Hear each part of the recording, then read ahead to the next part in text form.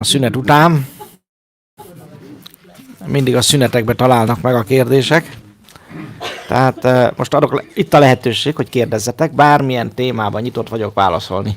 Már ha tudok, mert nem biztos, hogy mondjuk bizonyos dolgokban, mondjuk a vasipar mondjuk nem a szakterületem, abban nem biztos, hogy tudok válaszolni, meg egy-két ilyen furcsa dolog. Van bőven, ne aggódj.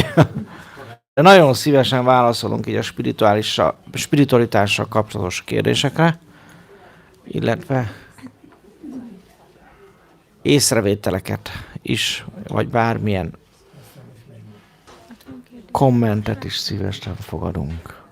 Ez még a bioplazmával kapcsolatos, hogy szoktatos anyukát lehet kezelni. Lehet. De gondolom a kórokozóításnak. Azt nem szoktuk ajánlani. Hát akkor már ez megint egy kis szakma. Az NLS gép az bioinformatika. És meg kell érteni, hogy van ugye az anyag. Azzal foglalkozik az orvostudomány. Van a bioenergetika, ezzel foglalkoznak például az elektromágneses, elektromos impulzusokkal dolgozó gépek. És van a bioinformatika, ez már csak fénnyel dolgozik, ezek a legfinomabbak. Viszont élettani hatás kétféle lehet, ugye kezelhetünk vele kórokozót, ami egy drasztikus beavatkozás a kórokozó életébe, viszont amikor a kórokozókat írtjuk vele, és ebben hatékony, akkor azért a kórokozó kiürítése a szervezet számára feladat. Vagy a toxinok kiürítése, mert például a gombákat írtunk, az egy dolog, hogy a gombát kiírtjuk, meg elpusztul, de azt ki kell tisztítani a szervezetnek, és az a nyirokrendszert is megterheli, ami viszont a tejképző rendszer is már azért áttételesen hat. Ezért például a kórokozó írtást nem szoktuk ajánlani a szoptatós, sem várandós anyukáknak, meg a pici babáknak sem indokolt. Jó? Lehet kezelni vele, tehát ez tapasztalat, lehet vele kezelni anyukákat és gyerekeket is, ha bár hangsúlyozom, hogy az orvostudományban a 3 év alatti gyermekek és a várandós és szoptatós anyukákkal nem szoktak orvosi kísérleteket folytatni, ezért hivatalosan mindig az a kommunikáció, hogy nekik ez nem kell használni. És mondom azt is, hogy van egy nagyon érdekes dolog még, amiről tudni érdemes. Amíg az anyuka várandós, addig a szervezete öngyógyító üzemmódban dolgozik, amit csak lehet, folyamatosan korrigál a baba érdekében. Ezért a várandós anyukákat nem indokolt kezelni. Nem indokolt. Amikor szoptatós, akkor meg oda kell figyelni, hogy vannak olyan szervrendszerek, amikor ilyenkor nem kell piszkálni. Nem vagyok híve annak, hogy a várandós és szoptatós anyukákat kezeljük, viszont amikor a 3 éves kort betölti a gyermek, vagy ha olyan, hogy 2-3 éves kort betölti, akkor már nyugodtan, ha csak nincs nagy baj. Ha nagy baj van, az egy más kérdés, akkor kell kezelni. Jó? Maga a szoptatás is egyébként nagyon sok önkorrekcióra vezeti a szervezetet. Jó? Ami meg közben anyukában benn volt kórokozó, azt el kell fogadni, hogy benn lesz a babában is. Minden. És amikor a baba ilyen 3-4 éves, akkor meg már nyugodtan lehet őket is pacekba kezelni. Jó? Tehát nyugodtan a kórokozót is írtani, és így tovább. Volt viszont olyan tapasztalatunk, hogy sírós, tehát fájós hasú kisbaba, és DNS mintával, tehát vagy kis haj, vagy kis köröm mintával távkezelésbe a babát a fájós hasára lehet kezelni. Tehát azt viszont tudjuk.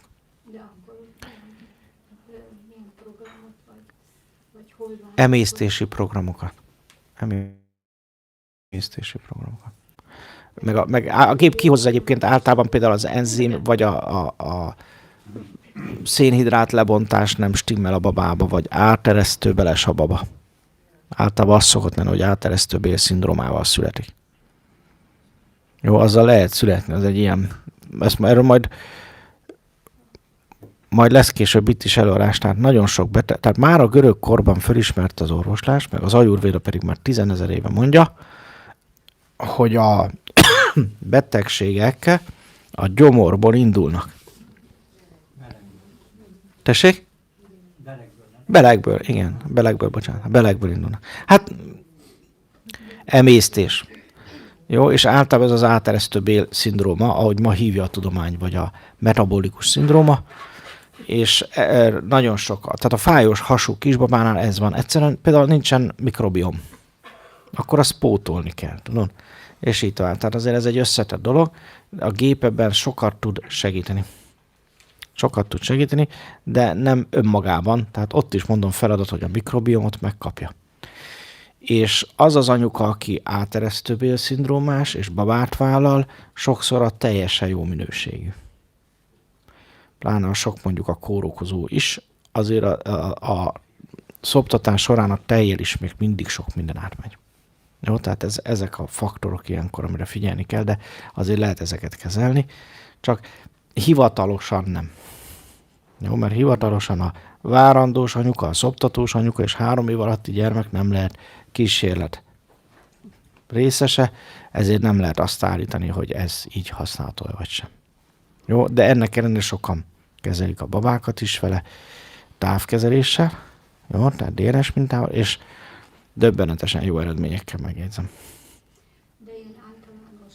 Nyugodtan, de főleg az emésztő szerveket kell. És utána később is tudod kezelni. Az anyukánál egy általános... Lehet, csak kórokozós ne. Jó, mert a nyirokrendszeren keresztül azért bekerül a tejbe, ez az nem kell, hogy bekerüljön semmi. Jó?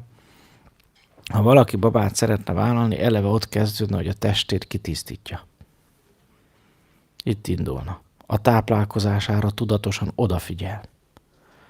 És így tovább. A baba a legtöbbet a fehérjékből tud táplálkozni. Akkor odafigyel a megfelelő fehérje bevitelre, és így tovább, és így tovább. Jó? Tehát ez azért egy felelősség lenne manapság babát vállalni. Mikor mindig azt hallod, hogy mennyi műanyag van az ételekben, ugye? Tehát ez egy felelősség, hogy hogyan és miként táplálkozol, és előtte hogyan készített fel. Mondok valamit.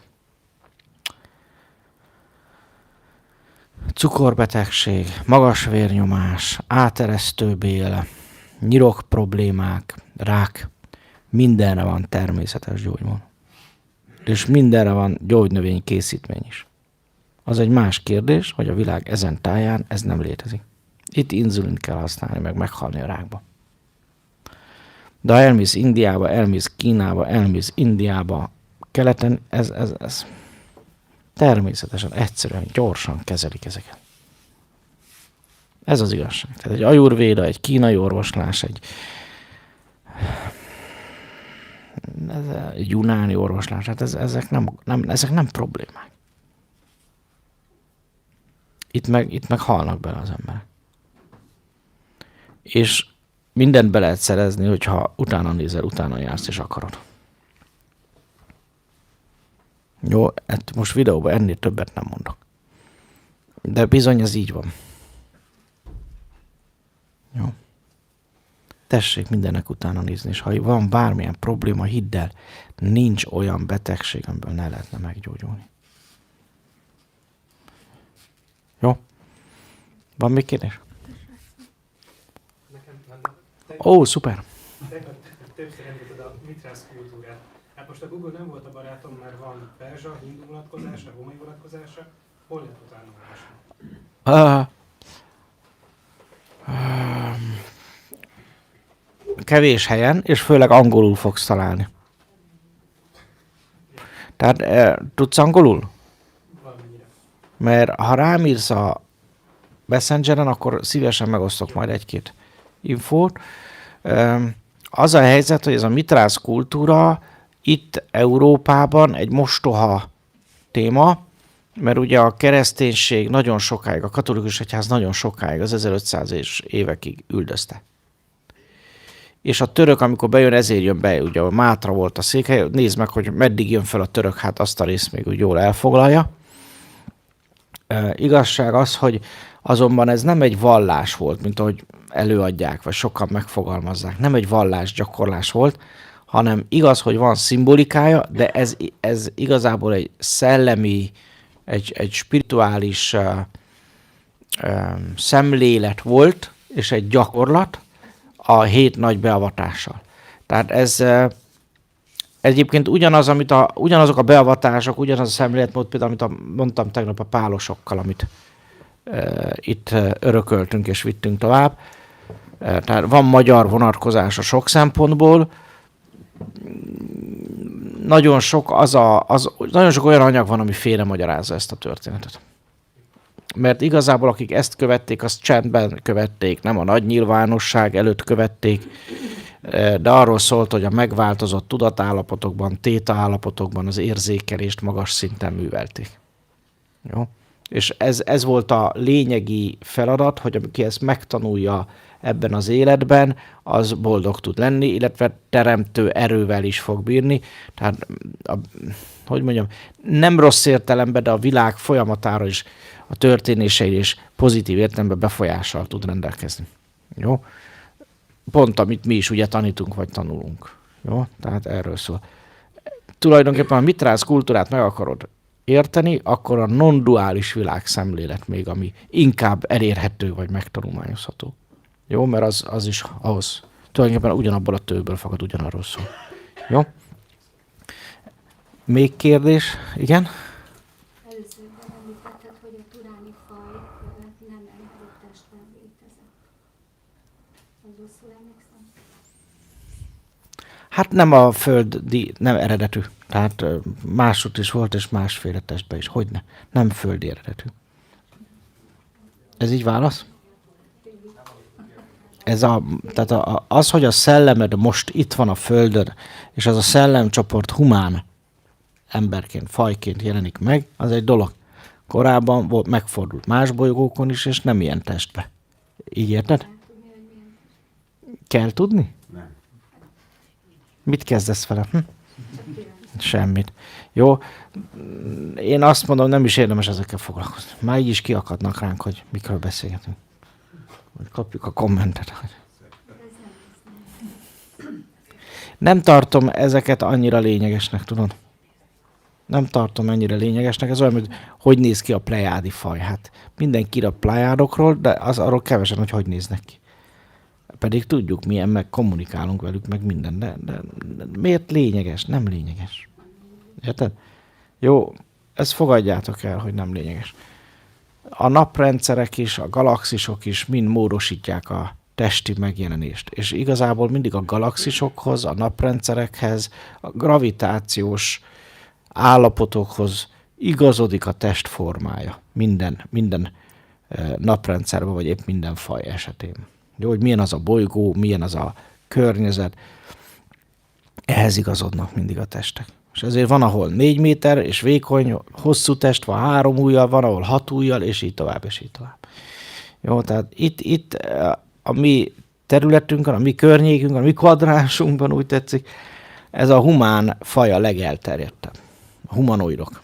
És ez a testemben mi is élünk. Mert egyébként ez egy nagyon jól javítható, nagyon jól karbantartható, nagyon jól gyógyítható testi megjelenés és forma, itt ez terjedt el.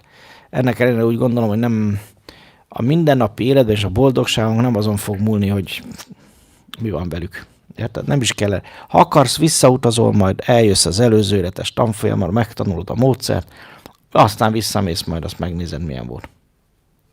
Azt tanácsolom, érted? Egyébként sem vagyok híve megmondani azt, hogy mi volt, mi hogy volt, és a többi. Annak vagyok híve, hogy eljössz, és megtanulod. Érted? Tehát nem mint látóként én elmondom neked, hogy mi van, nem, hanem inkább megtanítalak téged látni azt, amit szeretnél. Sokkal, de sokkal többre jutsz. Annak vagyok híve. Mindig is így volt. Tanfolyamokon sosem szeretem. Hiába látom az aurát, megtanítom az auralátást, de nem szoktam megmondani, hogy milyen az aurát. Mondom, állj be egy tükör elé, és gyakorolj. Miért? Mert azzal jársz jól, ha megtanulod, nem azzal, ha valaki megmondja. Na, ez az ego. Mert az ego szereti a dolgokat, a gyakorlatot, a tanulást, a gyakorlásnak a időszakát és feladatát másra testálni. Mondd meg inkább. Elmegyek, kifizetem a látót, majd az megmondja. Na, hát, hogy megtanulnám én is érzékelni. Nem tudom, hogy értitek ezt a dolgot. A tudatosság nem az, hogy elmegyek máshoz, aztán majd megmondja a jamest helyettem. Mikor az én mikor az a legnagyobb tudatlanság, amikor elmész a látóhoz, most kikapok. Mondom ezt egy látó jelenlétében. De bevállalom. Kapok otthon, de nem kapok el. Jó, mit tudjuk kapni, hogy ez. Szóval az egy... Akinek szól, az vegye az magára. De az nagyon. Nem.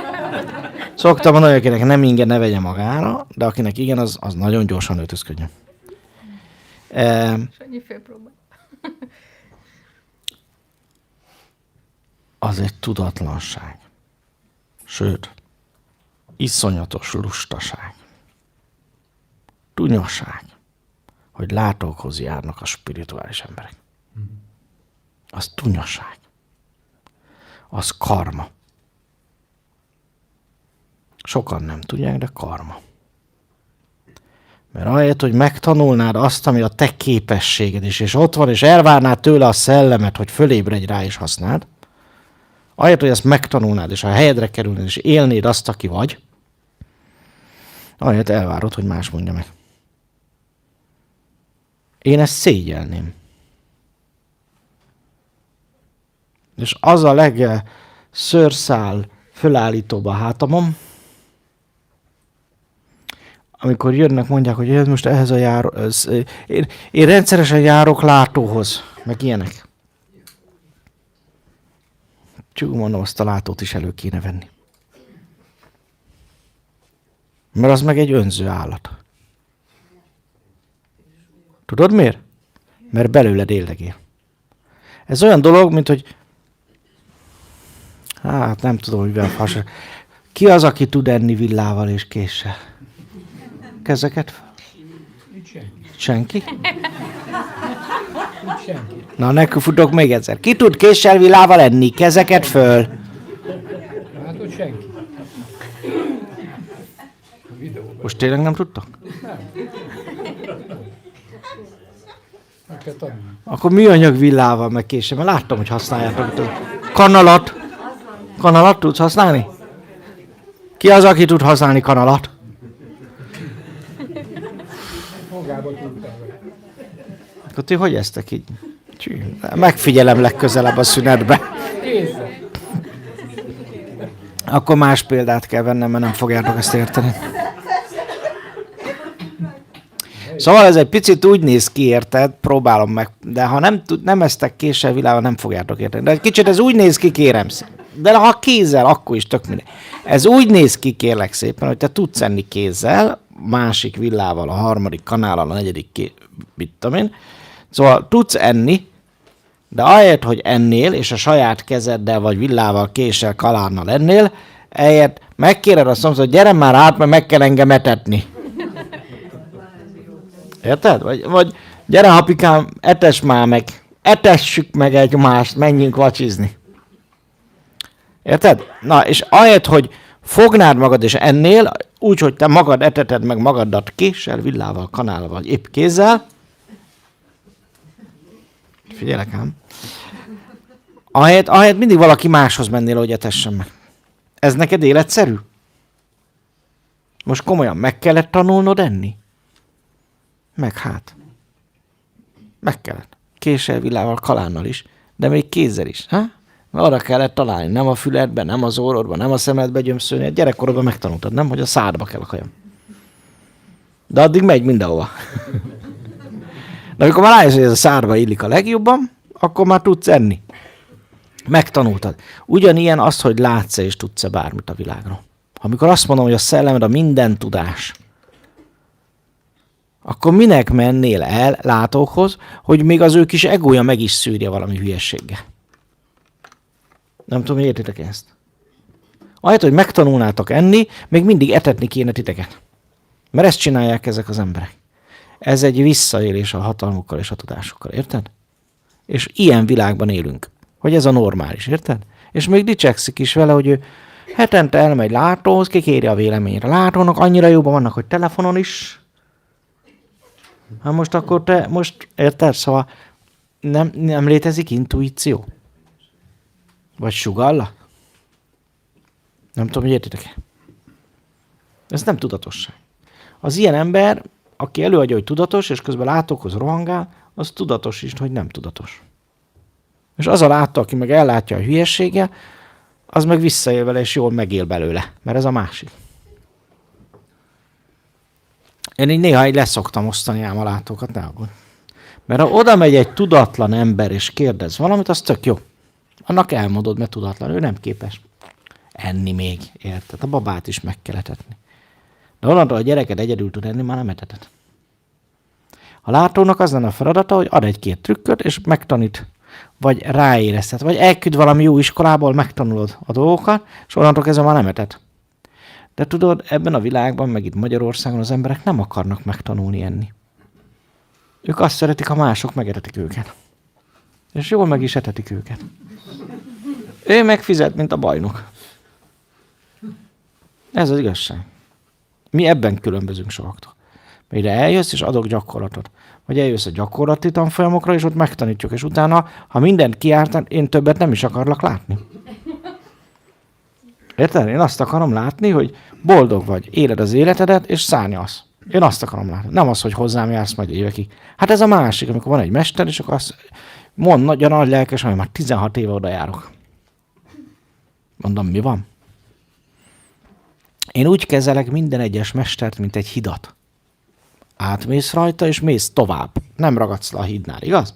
Nem, annyira jó ez a híd, hogy most visszamegyek, visszajövök, előre, hátra, oda, vissza, jövő, minden irányba keresztül, kasul, lógok rajta. Nem megyek innen, olyan jó ez a híd. Mi értelme ennek? A híd az az út része, átmész és csókolom. Én is annak örülök, hogyha a tanítványok megtanulták, megélik, megtapasztalták, használják a mindennapokba, és boldogok. Fölépítik az életüket. Érted?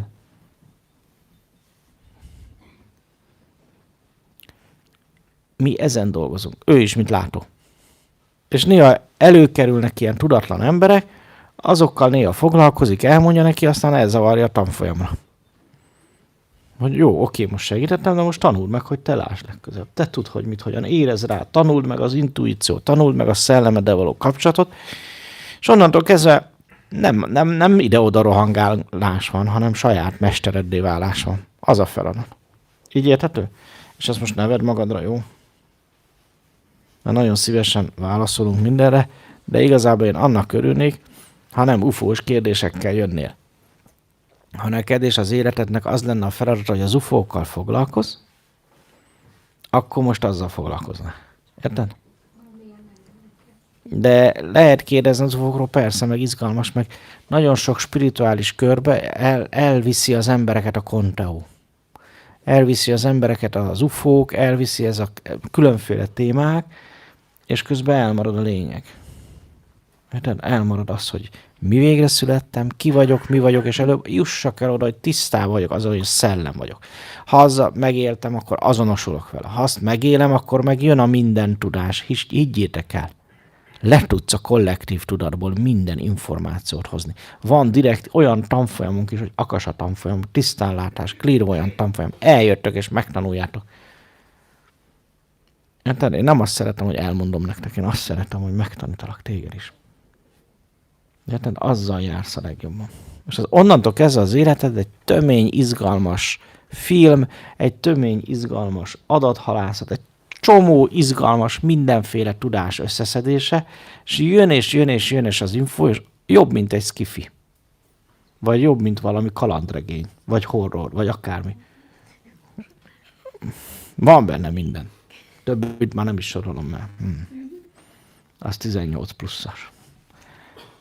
Jó, de minden van benne, és annyira fogod élvezni, hogy már nem fog érdekelni a tévé, meg nem fog érdekelni csak nagyon-nagyon kevés dolog, és nem fog kibillenteni már semmi. Jó? Úgyhogy, ha ez tetszik, ez a téma, nem azt mondom, izgalmas, érdemes ezt megtanulni. Jó, mert ezzel juttok a legtöbbre. Csak nincs hely a tanfolyamon. Majd lesz. Ezt megkaptuk. Ezeket a tanfolyamokat nem tudom egyszerre 100 embernek csinálni, ezt fogadják. Nincs is helyünk, ahol 100 ember elférne. Olyan kevés hely van, ahol ilyen módon megélni ezeket. Ezért türelem kell lenni. Én meg minden időnt ezzel töltjük. Már nem tudok többet berakni. Van egy ilyen fizikai határa is a dolgoknak. De remélem előbb-utóbb lesz már egy olyan tanítvány, aki megsokszorozza ezt a történetet, a megosztását a tudásnak. Jó? Jó, kérdezzetek most, ezek után már nem mertek, már látom, de... Kérdezzél bátran. Most élj a lehetőségem, mert szünetben nem fogok válaszolni. Igen? Nincs? Nincs kérdés. Jó, ez jó kör volt. Jó, akkor zárnám pár gondolattal egy picit az elmúlt 2 nap témáját, ami ugye a tudatosság azon aspektusa, ami a dharmára, az életfeladatra, az életcélra, illetve a sorsra fókuszált. Elmondtuk, hogy a dharma a nagy egységnek a fejlődése, evolúciója és iránya, amelybe beleépül a szellem, szamszarája és életek hosszú sora, amelyen belül aztán a szellem különféle leszületéseket él meg, inkarnációkat, és egy-egy inkarnációba valamilyen feladatot, valamilyen életélményt, valamilyen tapasztalást beépít a szellem, és ezt a folyamatot hívjuk sorsnak, vagy éppen szvámi dharmának.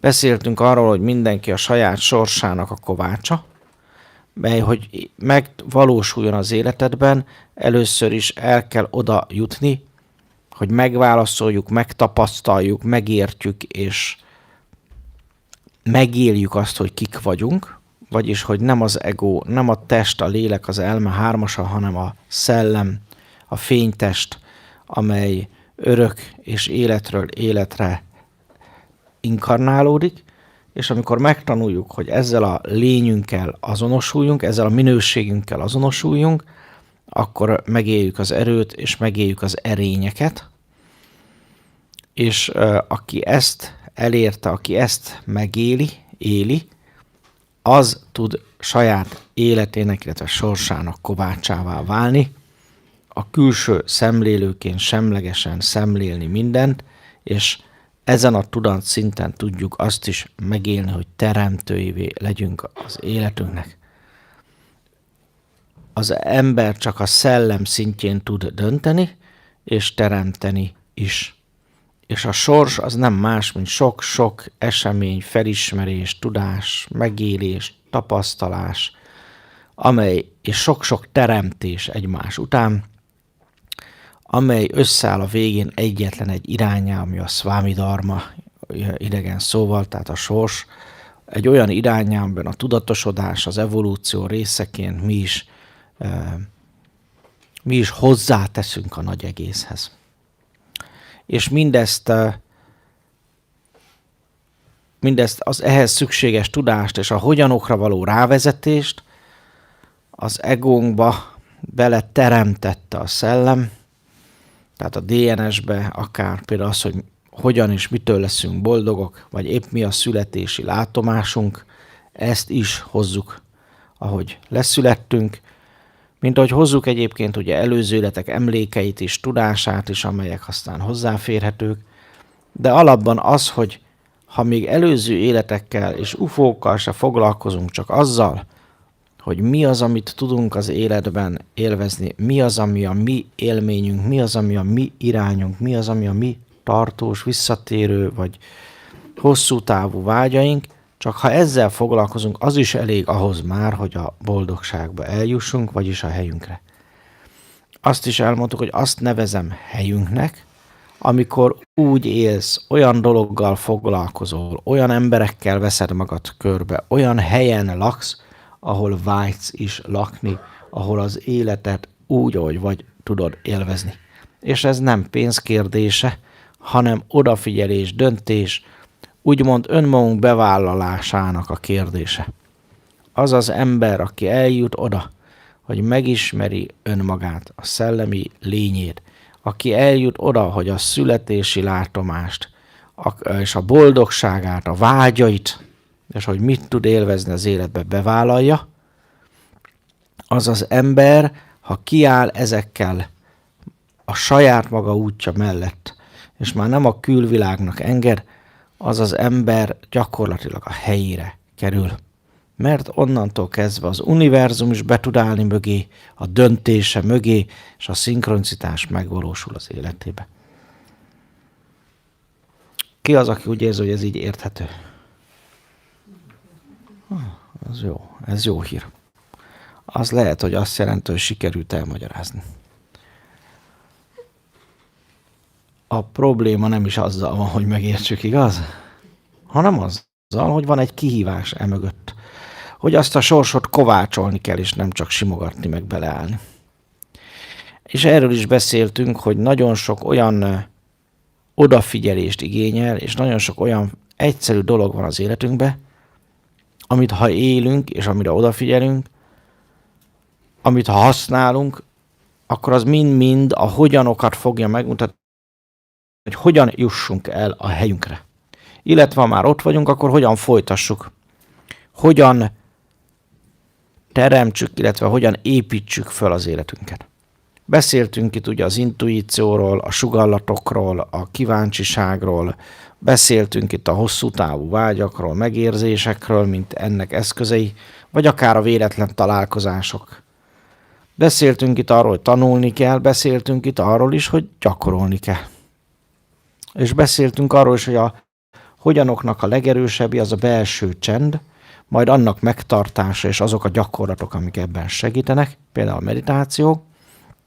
És hogyha ide eljutottunk, hogy a csend bennünk tartós, akkor jutottunk el abba a tudat állapotba, amely tudat állapotban a szellemmel is tartósan, sőt folyamatosan a kapcsolatot tartani tudjuk, és abban mindent megvizsgálva, mindenre rákérdezve, mindig mindenre kapunk választ is. Beszéltünk arról is, hogy ennek az állapotnak a tartósan megélt folyamata elvezet oda, hogy az extra és a suprasens képességeket is kifejlesztjük, illetve igazából nem kell ezeket kifejleszteni, mert mindenkiben ott vannak, hisz gyerekkorunkban is így születünk, gyerekek ugye ezeket élik és használják. Ugyan ide térünk vissza tulajdonképpen felnőtt, tudatos emberként is, amikor a csendet tartósan megéljük, hogy ezeket a régi, egyszerű kis élményeket újra bekapcsoljuk, de most már tudatosan, és nem csak bekapcsoljuk ezeket az érzékeléseket, hanem használjuk is. És idővel ezzel az érzékelésekkel, ezekkel az érzékelésekkel fogjuk helyettesíteni az elmét, a gondolkodást. Erről is ugye beszéltünk, hogy a nyelv és a gondolkodás hogyan függ össze.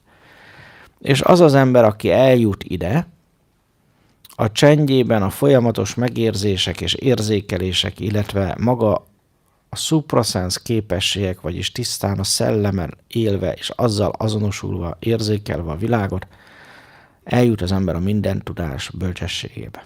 Ez lenne a bölcsesség. És a bölcs ember az erényeket élve szeretetben úgy teremt és úgy építi fel az életét, hogy abban minden döntése nem csak a saját javát fogja szolgálni, hanem a környezet és a társadalom javát is. Mindez szeretetben, szelídségben, derűben. Idáig érthető? Ki az, aki úgy érzi, hogy érti? Jó, ez szuper.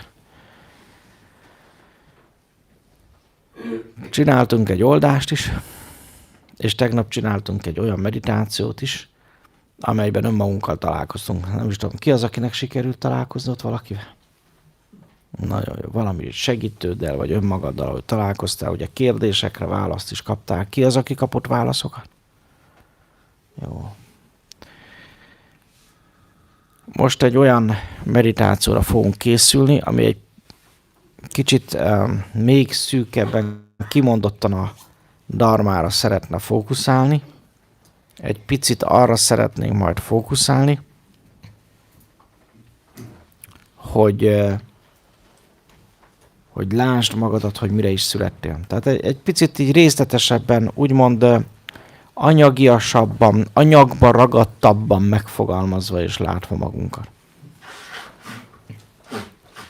Attól, hogy ezeket az elveket átbeszéltük, ezeket a gyakorlatokat és szempontokat átbeszéltük, annak ellenére, hogy például mertük elképzelni, hogy 10 év múlva milyen lesz az életünk, és egy kicsit ráéreztünk a születési látomásra, annak ellenére azért sokaknak ez olyan, hogy hát ebben még nincs semmi konkrét. Még mindig ott tartanak a elmék, hogy szeretnék, ha megmondanád, hogy én szakács legyek, vagy kis katona, vagy buszvezető, vagy tűzoltó, vagy nem tudom, villamosvezető, vagy nem tudom, ejtőernyős. Tehát az emberek többsége így gondolkodik. Ki az, aki úgy érzi, hogy szeretne ilyen szinten választ kapni? Bártam. Na, hogy most akkor mit csináljuk? Mihez kezdjük? Na hát ez az elméd. Ez az elméd. Akármilyen furcsa, az elme csak foglalkozásokban tud gondolkodni. Mert amikor foglalkozásban definiálod azt, hogy mivel foglalkozz, mit csinálj, mi legyen a szakmád, a munkahelyed, ilyesmi, az mindig az elme, mert ő csak sémákban tud gondolkodni. Jó, ezek mind sémák. Mind kategóriák. Jó, tehát azért erre emlékeztetlek, hogy nem baj, ez az elmének a vágya, hogy ilyen szintű megfogalmazást kapjon. És ha mondjuk én azt mondom neked, hogy ó, figyelj, te legyél tűzoltó, te legyél természetgyógyász, te mennyire festőnek, te pedig mit tudom én, csak rajzolgas, te varjál cipőbetétet, te pedig mennyire, mit tudom én, fésülködő asszonynak, ez neked nem fog nem lesz használható a végén. Mert még mindig ott lesznek a kérdés, de hova? De kihez? De hogyan? Értitek? Tehát így működik az elme. Az elme azt várja, hogy megfogja valaki a kezét, és végigvezeti ezeken a folyamatokon. Az egész életen lehetőleg. Az elme azt várja, hogy megmondjuk neki konkrétan, hogy mit csináljon. Ha még valaki azt várja, hogy valaki végigvezesse az úton, ő még nem nőtt föl. Tehát valami gyerekkori sérülés miatt van egy kis leragadás. Aki már egy picit érettebb a személyiségébe, az meg úgy van vele, hogy hát legalább mondják már meg, hogy hova menjek és mit csináljak. Meg hogyan, lehetőleg azt is. Meg mennyiért. Ez már egy kicsit felnőttesebb, de még mindig az ego. Jó, mivel az ego csak sémákban tud gondolkodni, ő nem képes összerakni a nagy képet. Az ego nem képes akármilyen furcsa folyamatokba látni, és nem képes magától ráismerni, kitalálni, felismerni, hogy mi a dharma.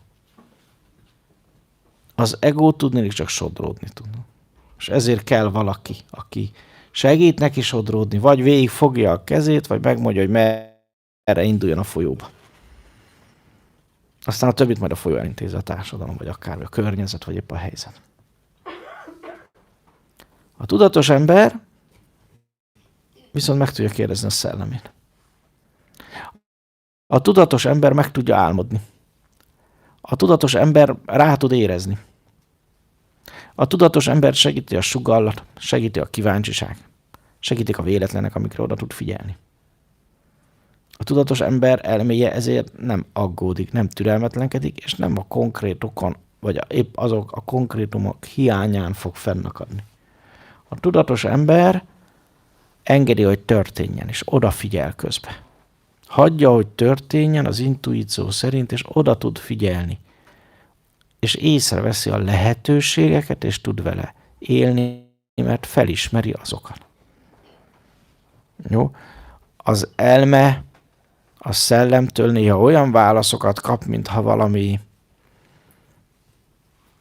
rejtvényt adnának fő neki. Néha szimbólumokat kap, néha olyan mondatokat, vagy olyan benyomásokat, amiben aztán végképp nem tud kezelni. Miért? Mert az elme csak a megtanult sémákkal tud élni. Azért jársz legjobban azzal, ha az intuícióra rábízod magad, és hagyod, hogy történjen. Mert akkor oda fog sodorni, ahol a helyed van. Oda fog vinni a szellem, oda fog vezetni, ahol a helyed van. És nem úgy, hogy az elméd tömi közbe sokszor. Értitek? Úgyhogy merjél egy picit nyitni, és néha azokat a lehetőséget észrevenni, ami pont, hogy nem az elméd szerint való. Sok ember, aki nem találja a helyét, időben rájöttem, hogy azért nem találja a helyét, mert abszolút nem is nyitott arra, hogy észrevegye azt az irányt, amelyen a helye lenne. Nem tudom, érted? És ha ott is a lehetőség, nem ismeri föl, hogy az egy lehetőség. Ha ott is a lehetőség, nem ismeri föl, hogy az egy irány. Mert annyira, de annyira nem nyitott bizonyos dolgokra az elme. Értitek ezt? Amikor itt szenvednek az emberek, hogy merre tovább, hogyan tovább, mit kéne csinálnom, akkor ilyen dolgokat szoktam nekik mondani. Figyelj, amit eddig csináltál, az boldogá tesz? Nem. Nagyon jó. Akkor már tudod, mit nem kell csinálni. De hát akkor mit csináljak? Hát mondom, minden mást, bármi mást. Csak ne azt, és ne úgy, ahogy eddig. Ez válasz? Válasz? Ki az, akinek ez válasz? Nagyon jó. Akkor hajrá! Az a csodálatos a világban, hogy bármi lehetséges. Bármivé lehetsz. Mert annyi mindenre, annyi mindenre vagy képes, annyira csodálatos vagy, mint ember. Annyi képessége van minden embernek, hogy millió és millió utat választhatna. Nehogy azt hidd, hogy bármi is kötve van. Csak is az elméd kötődik. És ha te saját elméd mintáit túlléped, akkor bármi lehet. Bárhova mehetsz. És bármilyen birodalmat akár felépíthetsz. Ezt fogod megérteni, amikor már szellemmel azonosulsz. És ha most nem látod, nem ismered föl, vagy nem érzed az utadat, az azért van, mert egy biztos. Arra, mert az elméd utat látna, na arra biztos nem kell menned. Érthető? És azt szoktam mondani, hogy ha nem látod az utat, nem látod, hogy merre, akkor tök mindegy, csak nyiss arra, mondd el magadnak, meditálj rá, hogy innentől kezdve szabaddá teszem bármi másra, hogy kipróbáljak, megéljek, kísérletezzek, kutassak, hogy valami másba, más irányba hogyan tudok helytállni. Mit tudok megtanulni benne, mit találok benne élvezetet vagy örömet. Érthető ez? Engedj a kíváncsiságodnak, és fogadd el, hogy azért nem találod az utat, mert arra, merre most gondolkodsz, arra semmi keresni valója nincs a szellemnek. Ezt így gondold végig, mert ez már önmagában egyébként válasz. Azt látom, hogy az emberek annyira, de annyira szoktak ragaszkodni a sémákhoz, hogy sokaknak ez nem válasz mégse. Mi az, hogy csináljak bármi mást? Én se tudom képzelni, hogy mit csináljak. És akkor szoktam, na pont erről beszélek. Az elméd úgy gondolkodik, hogy megtanulta gondolkodjon. Gyerekkorban. Hogy a szüleid irányítottak. És most itt vagy, és lehet, hogy 60 évesen vagy így, vagy 50-40, tök mindegy hány, és lehetsz 20 évesen is így. És nem jössz rá, hogy mit csináljál, mert az, ahogy az elméd gondolkodik, abban már tényleg nincs semmi, ami érdemleges, vagy ami része lenne az életednek. Ilyenkor merni kell nagyot változni. Nagyot változtatni. Merni kell az első lehetőséget. Lehet, hogy egész más szakma, és fingod nincs az egészről. De mondjuk kipróbálni. Megélni valami olyat, amit el se tudtál volna eddig képzelni magadról. És ráérezni közben, hogy ez tetszik-e. Érdekel? Lehet. Próbáld ki. Érdekel? Tényleg. Ez egész izgalmas. Hajrá! Vagy lehet, hogy nem tudod, hogy érdekel-e, de mondjuk azt érzed, hogy lehet, hogy jó érzés lenne oda menni. Az egy olyan jó környék, melyek oda dolgozni. Már az is jó, érted? Teljesen mindegy, hogy mit, csak más, mint ami előtte volt. Minden, ami új az életedbe, minden, amire újonnan nyitsz az életbe, az emel. Az tanulságá tud válni, az tapasztalássá tud válni, és minden, ami nyit az életbe, az dharmikus. Ezt értsétek meg. Mert a szellem egyik legfontosabb élmény, hogy tanul és tapasztal. Merjétek ezt megélni.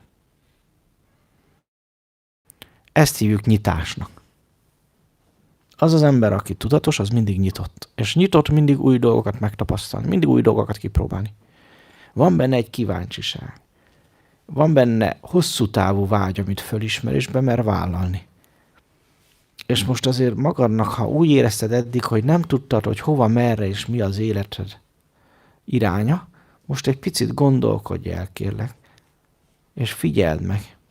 Voltál-e elég nyitott valami egész másra? Mert általában mindig ez elmarad. Nyitni kell. Nyitni valami egész másra. És rábízni magad egy picit. Legfeljebb, ha nem jön össze, nem mégse tetszik annyira, semmi baj. Akkor váltunk. Akkor nyitunk valami újra. És ez nem szégyen. Értitek? Ez tudatosság. A nyitottság sosem szégyen. Az, hogy kipróbálsz egyet, kettőt, hármat, az nem szégyen. Ma már rég nem olyan világ van ám, hogy elmentél dolgozni, és ott kell megöregedni. És évekig szívni a fogarat közben. Ma olyan világ van, hogyha egyik nem tetszik, elmész a másik helyre. Nehogy azt hidd, hogy munkanélküli lesz. Munkanélküli is csak az lesz, aki nem akar dolgozni, és akinek ez van az agyában, hogy ő munkanélkül lesz. Akiben az van az agyában, hogy szeretne dolgozni, szeretne tapasztalni, szeretne valamit tenni hozzá az élethez, a sajátjához és másokéhoz, annak mindig lesz munkája. Vagy épp tud akár vállalkozni is. Úgyhogy merjetek. Merjetek. A nyitás, az, hogy valami újat kipróbálsz, tapasztalsz, fejlődsz, tanulsz, az sose szégyen. És mindig emel. Mindig tapasztalat lesz, fejlődés, evolúció belőle. Úgyhogy merjétek bevállalni. Jó? Mert már ez is válasz volt erre a kérdésre, amit föl fogsz tenni a meditációban.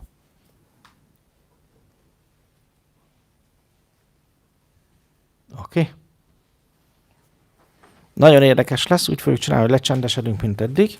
A lecsendesedés után pedig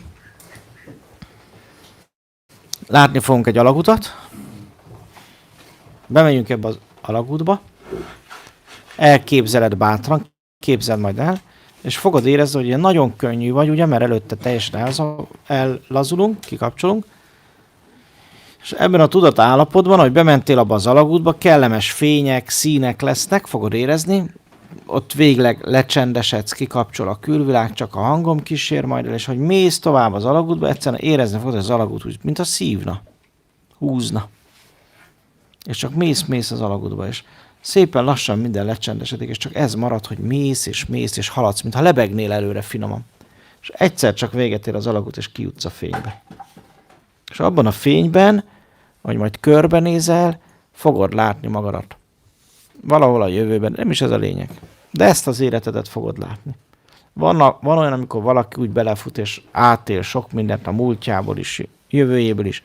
De ami a lényeg, azt fogod látni, hogy ott abban a életben, ahol oda kerülsz, ott ki vagy, mi vagy, és mit csinálsz. Jelen életed lesz. A mostani tested, a mostani érzéseid. Jó? És ott leszel valahol. Csinálsz valamit. Élsz valahogy. És egy picit így beleéled magad, megéled. Látod, hogy kik vesznek körbe, kiket szeretsz, milyen a családod, éppen milyen emberek vesznek körbe. Látni fogod, hogy hol laksz, majd így teszek föl kérdéseket, és jönnek majd a képek, érzések, hangulatok. Jó? És az, hogy mivel foglalkozol, mit csinálsz, mit szeretsz csinálni. Mi a hobbit? Mi az életed? Mi foglalkoztat? És nem egészen olyan lesz az az élet, amit ott megtapasztalsz, mint amit az életben élsz. Jó, hogy érdekes. Kicsit néha disszonás, az furcsa érzés. De merd megélni, belemenni az érzésekbe, belemenni abba, amit ott látsz, ami lejön, amit ott érzel. Jó? Van, akinek hangulatok jönnek, és információk, van, aki meg teljes mozit néz végig, és rájön, hogy igazából mit is kéne élnie. Jó? Ez a cél. Jó? Minél nagyobb benned a csend. Minél inkább jelen vagy a lecsendesedésben és koncentrált, annál inkább és annál tisztábban tudod megélni. És amikor véget ér, akkor újra mindent majd elképzelsz, hogy beborít a fény, minden gyönyörű fehér fényé alakul, és úgy fogunk visszajönni ebbe a fehér fénybe, egy kicsit úgy hagyjuk, hogy átjárjon, átragyogjon, érezzük, hogy megbizserget, és akkor így fogunk ebből a meditációból visszajönni. Fehér fényben, megérezve az erőt, a tisztaságot. Jó? És mindazt a rezgést, mindazt a tudást, mindazt a programot, amit készítettél magadnak, ami a dharma. Jó? Van-e ezzel kapcsolatban kérdés valami? Nincs. Jó, akkor belevágunk. Ha kész vagytok.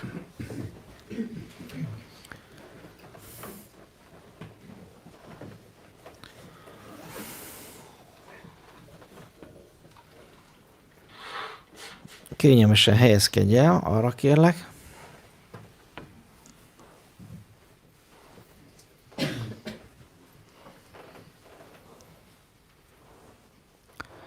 Csukd be a szemedet, talpadat vízszintesen a földre helyezd, ne zárd a lábaidat, kézfejeket, tenyereket pedig fölfele vagy befele fordítva helyezd el a combjaidon.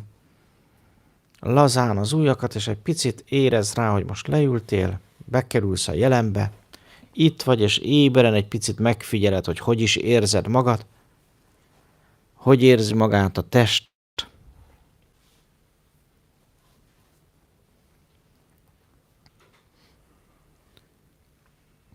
És egy picit erre figyelj, és kövesd egy picit a légzésedet. Figyeld meg, hogy a levegő beáramlik, vagy épp kiáramlik a testből. Egy picit ezzel foglalkozz. Most figyelmed, ezen nyugtasd meg. Ezzel fogod segíteni az elmét is lecsendesedni.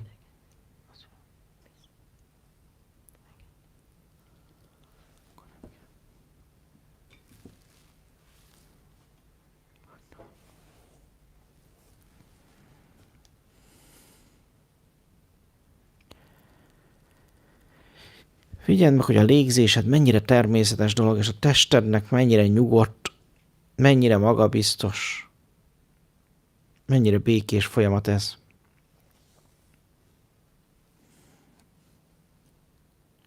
Majd arra foglak kérni, hogy figyelmedet szűkítsd le most csak a levegőre, ami beáramlik, vagy épp kiáramlik a testedből. És tudatosan, hogy a harmadik szemedet is egy kicsit nyisd, és fölkészülj még jobban a belső látásra. Tedd meg, hogy megfogalmazod azokat az érzeteket, amelyet a beáramló vagy épp kiáramló levegővel kapcsolatban érzel. Milyen például az állaga, sűrű, avagy ritka a levegő, vagy a hőmérséklete a levegőnek, langyos, hideg, vagy épp meleg. Figyeld meg a különbséget, hogy befele, vagy épp kifele áramlik a levegő. Fogalmazd meg az illatát és szagát a levegőnek. Vagy bátran képzeld el az ízét, a színét, a fényét, vagy épp zenéjét, hangját a levegőnek, amit beengedsz, vagy kiengedsz a testből. Minden egyes belégzéskor, vagy épp kilégzéskor valamit fogalmazd meg belőle. És ha nem is jön egyből az érzed, merd elképzelni azt. Mert a képzelet a harmadik szem kapuja, és ahogy elképzeled például a levegőnek a színét, 2-3 elképzelés után már jön magától. Ahogy az agy bekapcsol, összekapcsolja az érzékszerveket, és a harmadik szem, a tobozmirigy elindul, onnantól kezdve már rájössz, nem is kell elképzelni, mert jön magától. Játsz ezzel a módszerrel majd otthon is. A jógik nagyon erős és nagyon ősi módszere a harmadik szem fejlesztésére. Közben a figyelmedet is fejleszted, hiszen az elmédet legfoglalja, leköti, ahogy megfigyeled a beérkező vagy épp kiérkező levegőnek valamely tulajdonságát. Tedd meg például, hogy megfigyeled, hogy a belélegzés során a levegő a külvilágról hoz információt. A kilégzés folyamán pedig a belső világodról ad információt. Meg fogod majd figyelni, hogy attól függ, hogy milyen a hangulatod, egészségi állapotod, vagy épp mennyire vagy fáradt, vagy friss, más és más lesz a kilélegzett levegőnek is a tulajdonsága.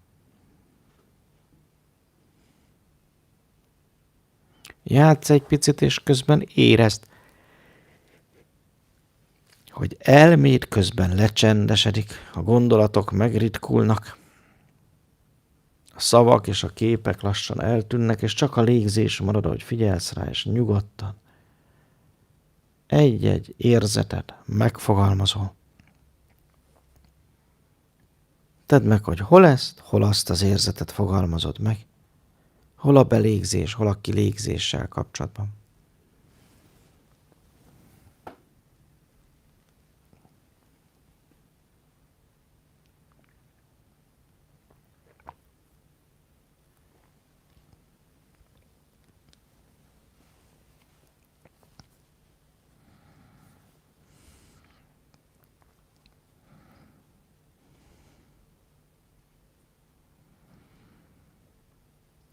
Aztán arra kérlek, hogy figyelmedet lassan fókuszáld át az ellazulásra, és kezd ezt úgy, hogy először az állkapcsot engeded ki. Legyél tudatos, és jól nyisd ki. Merd egy kicsit megmozgatni, és hagyni, hogy a tested, az állkapcsod maga érezzen rá, hogy hol tud kiengedni, mi az a pozíció, amiben ha leesik az állad, nyitva marad a két fogsor és a szád is, sőt a nyelved a két fogsor közt finoman ki is tud menni, próbáld ki egy picit. Nyitva van-e annyira a két fogsor, hogy a nyelved kifér közöttük. Ahogy ellazul az állkapocs, figyeld meg az érzetét, és tudatosítsd, hogy a testedben is finoman megindul az ellazulás, ilyenkor az ízületek engednek ki. Egy nagyon lágy, nagyon kellemes, finom érzés ez. Ha megvan ez az érzés, akkor figyelmedet helyezd át, kérlek, a szemizmokra, és lazítsd el a szemizmokat is. Figyeld meg, hogy a szemizmokat elengeded, ellazítod, a tested azt megteszi magától, te igazából csak a döntést hozod meg, és utána a megfigyelő maradsz, a szemlélő, és szinte azonnal reagál a szervezeted. Érezni fogod, hogy az állkapocs is még jobban kienged, a szem körül izmok, a homlok, a halánték izmok is ellazultak, az orrod körül izmok kiengednek, az arcizmok,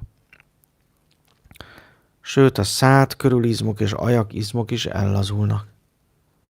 Szinte azonnal érzed a változást, és az a kérésem, hogy engedd meg magadnak.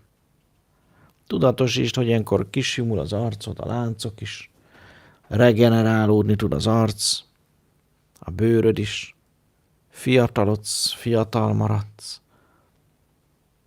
Tedd meg újra és újra napi szinten, hogy elengeded magad lazulni, tudván, hogy ez regenerál és gyógyít. Érezd és éld át, hogy az arc érzet megváltozik, az izmok kilazultak. Akár mozgasd is meg kicsit, ha úgy érzed jónak az arcodat. Érezd, hogy utána még lazábbak azok az izmok. És figyelmedet aztán helyezd át, kérlek, a nyakadra.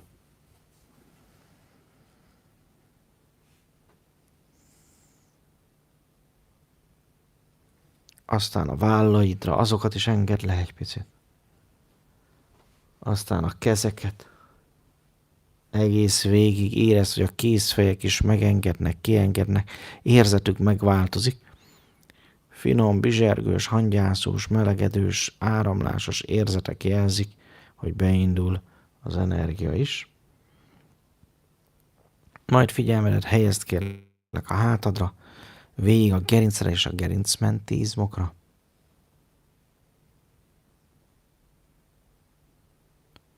A lapockákra, a hátizmokra, sőt a derekadra, azt is engedd el lazulni.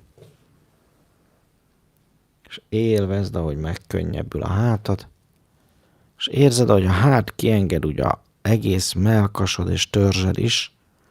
Figyelmedet ezért helyezd egy picit a mellkasra, és tudatosítsd, hogy könnyebb lett lélegezni. Az, hogy a mellkas ellazul, leginkább onnan fogjuk felismerni, hogy könnyebb a levegővétel, lágyabb. Aztán figyeld meg a hasadat, a gyomrodat, a beleket.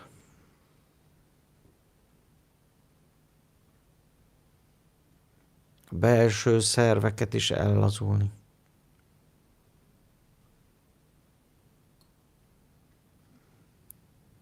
Aztán figyeld meg a csípődet, medencét is.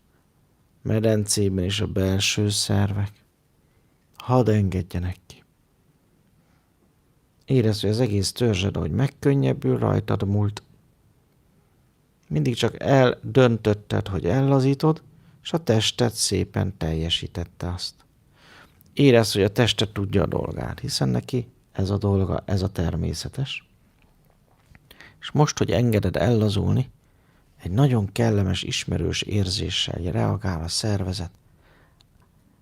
Ahogy kiengedi magát, érzed, hogy megkönnyebbülsz. És ami tényleg ellazul, annak érzete lassan meg is szűnik. Figyelmedet aztán kérlek helyezd a forgókra, fenékizmokra és combokra. Ők így együtt tudnak ellazulni. És egyszerűen csak hagyd, hogy történjen, és érezd, ahogy érzete megváltozik.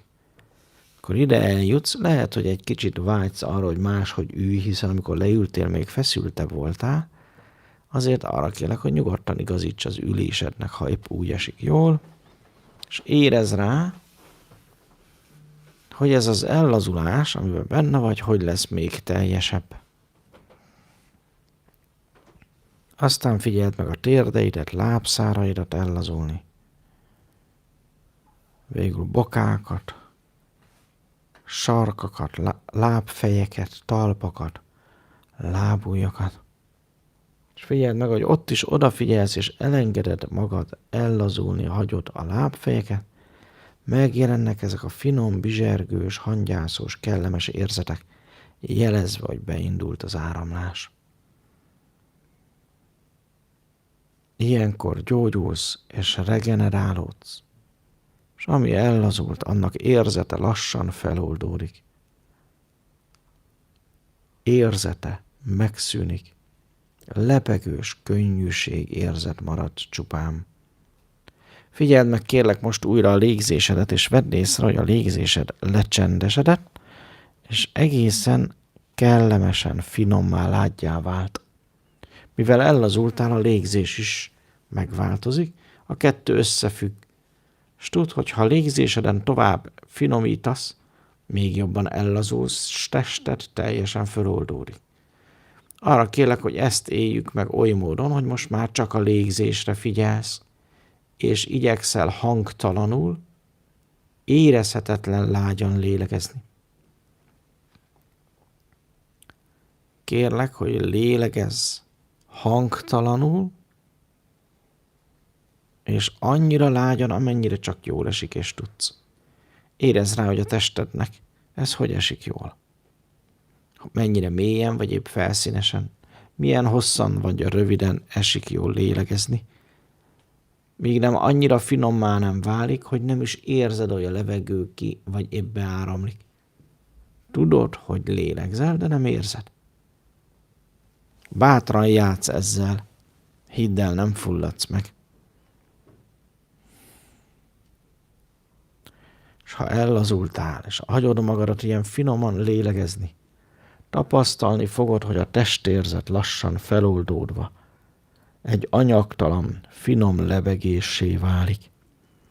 Arra kérek, most egy picit erre figyelj, hogy hangtalanul, lágyan, oly finoman lélegzel, míg nem érzed, hogy ez csak egy lebegés. Anyagtalanul, finoman. És még finomabban lélegzel. És azáltal még jobban feloldódsz. Még könnyebbé válsz.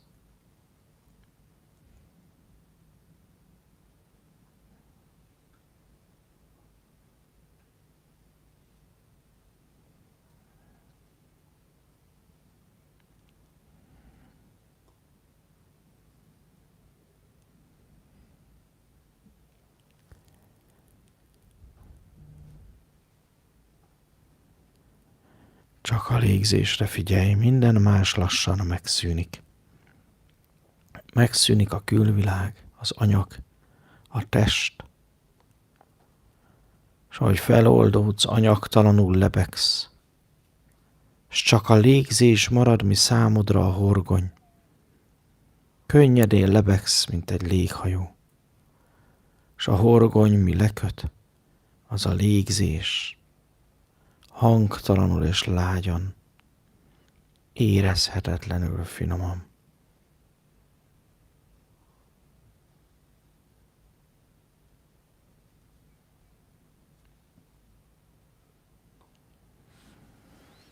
Élvezd, ami történik egy picit, s add át magad, kérlek. Élvezd a feloldódást, és élvezd azt.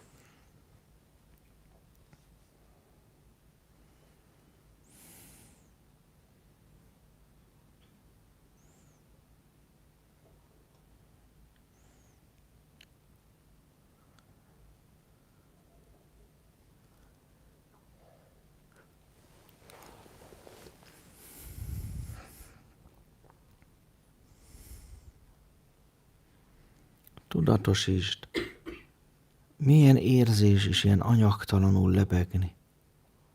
Lellet finoman hangtalan lélegezni.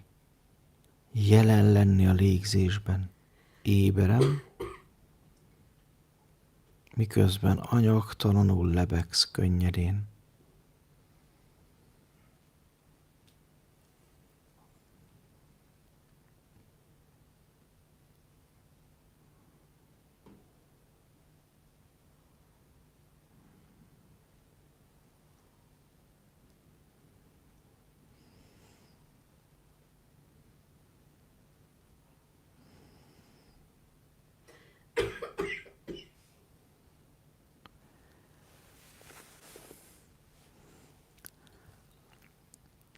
Most arra kérlek, hogy képzelj el magad előtt egy alagutat.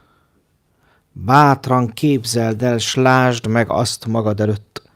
Figyeld meg a méretét, az ívét, ahogy kövekkel ki van rakva. Figyeld meg azt az alagutat, bátran képzeld el, s lásd meg. Figyeld meg, hogy világos fény jön ki belőle.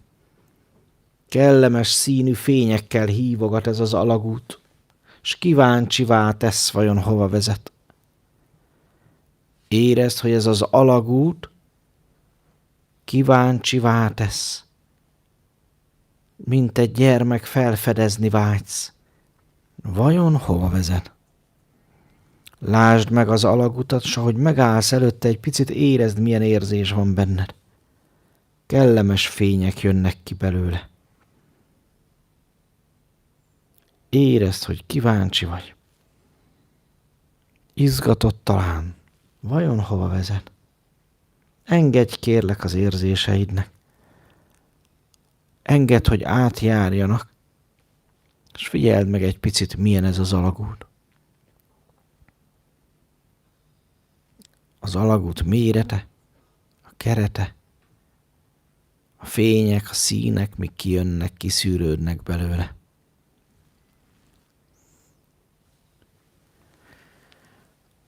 Aztán arra kérlek, hogy bátran lépj be. Bátran képzeld el, hogy belépsz abba az alagútba, és érezd, milyen könnyű vagy. Érezd, hogy teljesen anyagtalanul lebegve lépsz be. És ahogy belépsz, érzed, hogy szinte húz, előre húz, vonz az alagút. Könnyen, finoman lebegve kerülsz egyre beljebb és beljebb. Mint a finoman lefele ereszkednél, nagyon lágyan csak. Érezd, hogy anyagtalan vagy, és hogy elindultál az alagútba. Figyeld meg azt. Figyeld meg az alagútban a fényeket, a színeket, a falakat, a mennyezetet. Bátran képzeld el és lásd azt. Figyeld meg jól. Milyen az az alagút?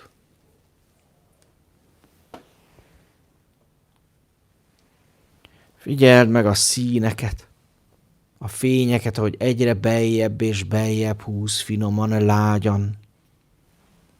És kérlek, engedd magad, engedd át magad, ahogy visz, vonz, finoman, lágyan előre lebegtet az alagút.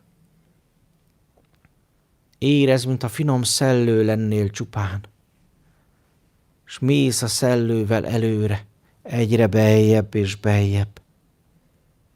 Érezd, hogy odabent minden olyan nyugodt és békés, a külvilág végleg lecsendesedett, kint marad. A külvilág zajai is mind elhalványulnak. Most már csak az én hangom marad és kísérel téged végig.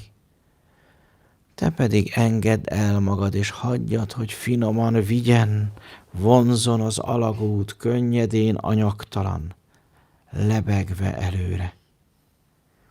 Érezd, hogy ez csak úgy történik magától. Te pedig hagyod, hadd történjen. Engeded magad előre vitetni lágyan, könnyedén. Érezd, mi anyagtalan vagy. Gyönyörű színekkel, fényekkel az alagút. Érzed, hogy egyre beljebb és beljebb vezet. Neked meg jól esik elengedni magad. Élvezd, ahogy beljebb visz könnyedén anyagtalan. Aztán egyszer csak látod az alagút végét, amiben fény, gyönyörű fehér fény fogad, vár téged már messziről. Érezd, hogy minden fölgyorsul. Érezd, hogy vágysz a fénybe. Érezd, hogy lépni, kilépni vágysz az alagútból. Vajon hova vezet, hova érkezel? Az életedbe, a születési látomásba, az élettervedbe tudod érkezel. És kíváncsi vagy még jobban, vajon mit látsz majd. Érezd, ahogy oda közeledsz, már csak egy lépés, majd hirtelen ki is érsz a fénybe. Érezd az erejét a fénynek, ahogy átjár. Érezd, hogy idebent, mélyen a fényben, az életedben milyen érzés van most benned. Figyeld meg, milyen érzés a megérkezés.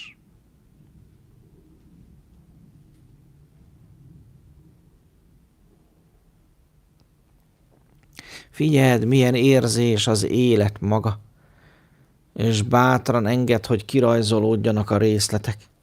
Látni fogod képeket, hangulatokat, történéseket.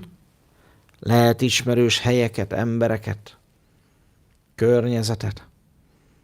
Figyeld meg, mit mutat, hol a helyed, milyen környezetben.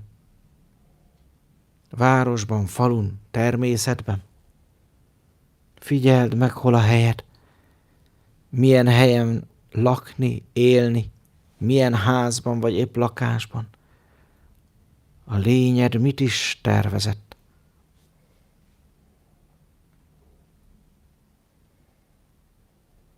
Engedd, hogy jöjjenek a képek, az érzések, s ha megjöttek, éld bele magad, éld meg nyugodtan, járd be azt a házat, azt a helyet, nézz körül, és közben figyelj oda, mit is érzel, milyen érzés van benned.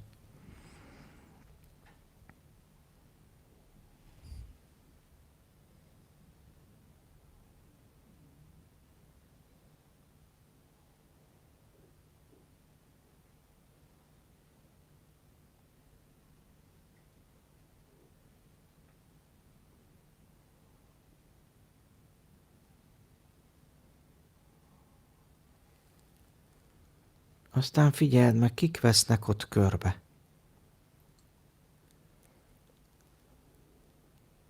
A család, barátok, ismerősök. Más emberek. Vajon mivel foglalkozol, milyen az életed? Engedd be a képeket, érzéseket, hangulatokat, és bármit is látsz, érezd át, érezd a rezgését, az érzetet.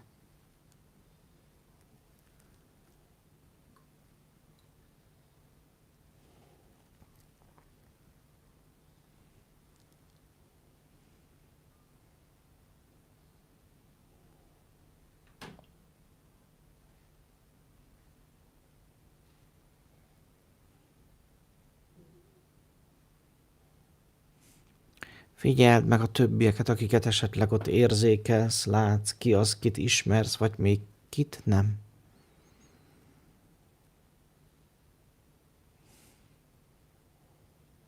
Figyeld meg a lényét, a rezgését mindenkinek. Milyen a kapcsolódásod? Mit érzel? Az érzetek mindent elmondanak. Maguk a rezgések.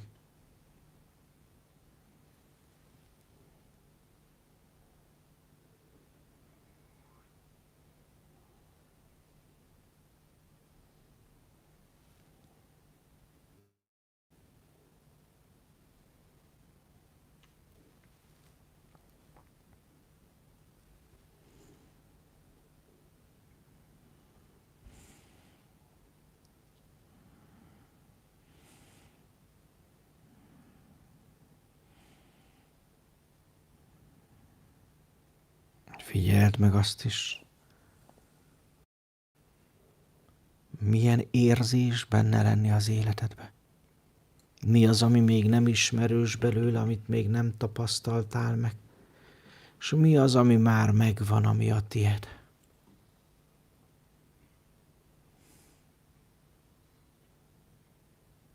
Figyeld meg bármit, ami bejön. Legyen az helyszín, környezet, anyagi vagy épp anyagtalan rezgés. Valaki más, egy-egy kapcsolódás, tevékenység, foglalkozás. Érezd át, sőt, fogalmazd meg. Mi az, mit fölismersz, már megvan? Figyeld meg, milyen képességek jönnek föl. Mi az, ami a tudás? Figyeld meg, mi van benned. Sikerek, büszkeségek, erősségek. Van-e még valami, mit még nem éltél meg, vagy nem tapasztaltál? Lehet az egy-egy képesség, valamilyen iskola, tudás, vagy épp valamilyen megélés, tapasztalás.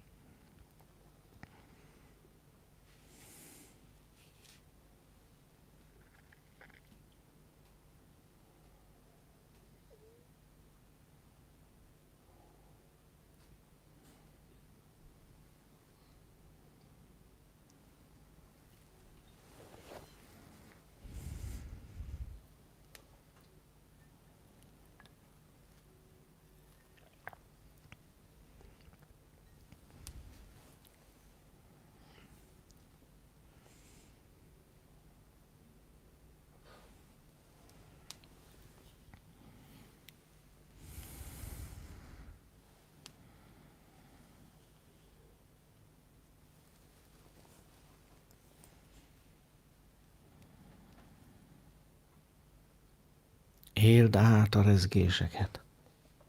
Minden rezgés egy-egy érzés ismert fel. És ahogy átengeded magadon, könnyebb tudatosítani mindegyiket. Vagy épp majd emlékezni, ha eljön az a pillanat, felismert.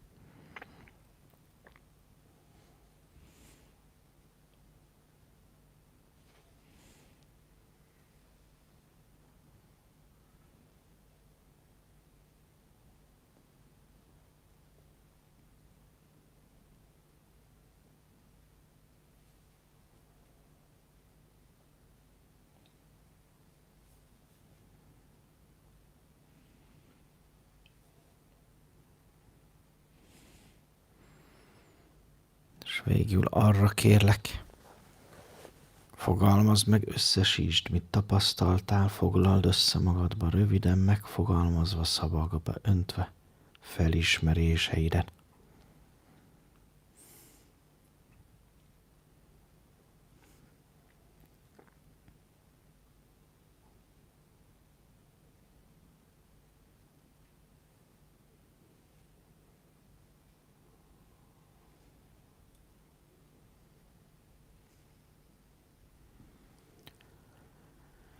És végül arra kérlek, hogy érezd, hogy újra mindent beborít a ragyogó fehér fény. Érezd, hogy újra csend lesz benned. Az érzések lassan kiürülnek, és újra minden a fehér fényben ragyog, mivel kiléptél.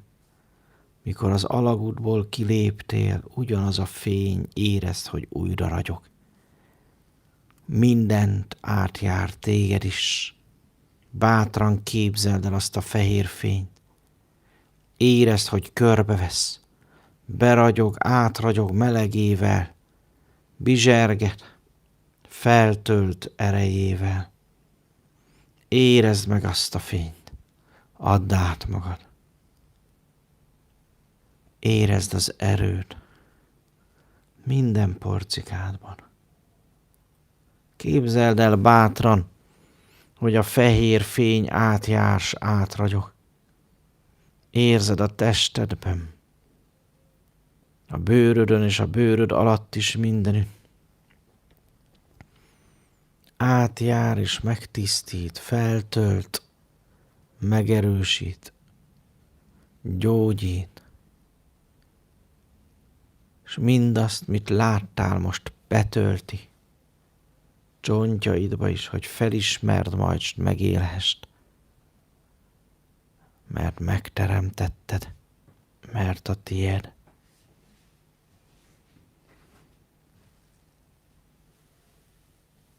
Érezd a fehér fényt, s hogy maga vagy a fény, és abban ott van minden, mit láttál, mi a tied, mi előtted áll, és amit már beteljesítettél, az is. És érezd, hogy ez a fehér fény, ahogy átjár és kitisztít, még könnyebbé válsz. Ragyogó, anyagtalan fényé, melyben mégis ott az erő, a ragyogás és a tágulás, a tisztaság, tűz és erő, lelkesedés és bizonyosság, hogy mi álmod, az úgy is lesz, mert megvalósul.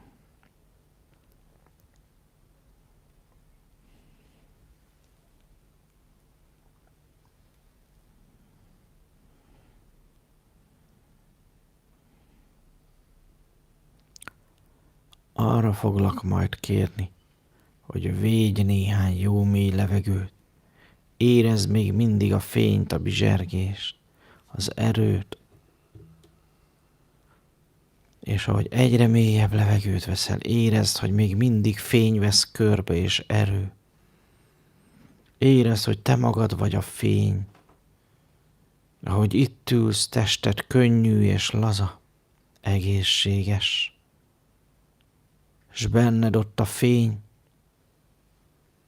a szellem, a születési látomás, a dharmád, annak minden képe és rezgése, álmaid, mit megteremtettél. És kérlek, majd lassan védj egy jó mély levegőt, nyújtózz egy nagyot, és érkezz meg az itt és mostban, nyisd ki szemed.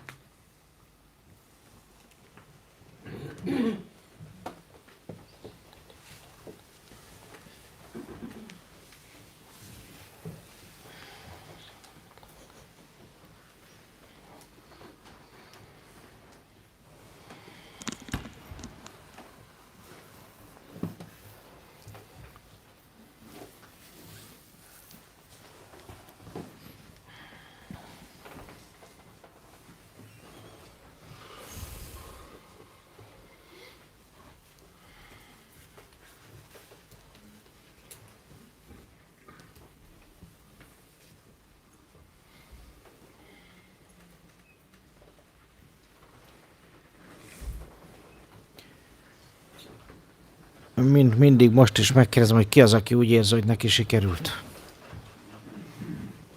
Jó, ki az, akinek bejöttek képek múltból, jövőből, jelenből? Ki az, aki látta, hogy milyen helyen lakni, élni, hogyan élni? Ki az, aki látta, hogy mivel foglalkozni? Ki az, aki látta a társaságát? Ki az, akinek ismerősök is voltak benne, vagy akár új emberek? Jó. Ki az, aki már ebben él?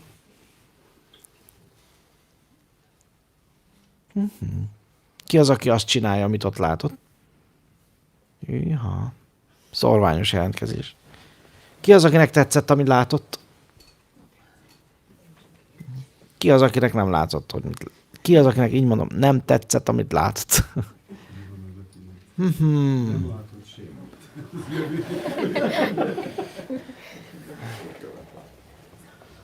Merni kell elképzelni, merni kell belemenni, tudod, az a tanulság. Mi idegesített?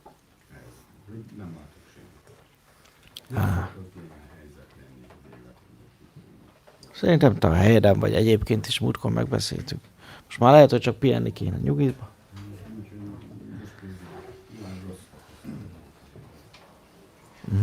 Jó, ki az, akinek nem sikerült, akkor így kérdezem.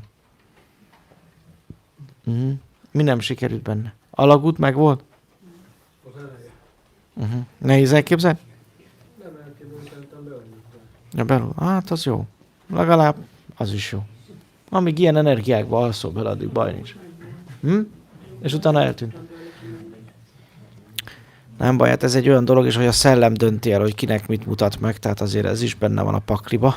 Ha az elme még nehezen fogadná el, akkor nem mindig mutatja meg. Hát így is látjátok, hányan voltatok, amit nem azt láttad, amire gondoltál volna, vagy vártad volna, igaz? Ki az, aki így volt?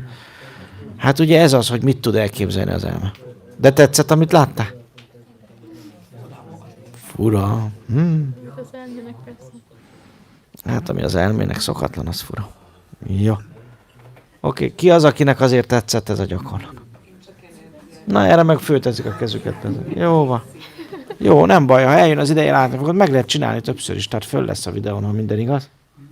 Jó, ezek minden egyes meditáció, amit itt csináltunk, az olyan meg lehet ismételni újra meg újra. Jó, és van még sokféle más módszer is erre egyébként.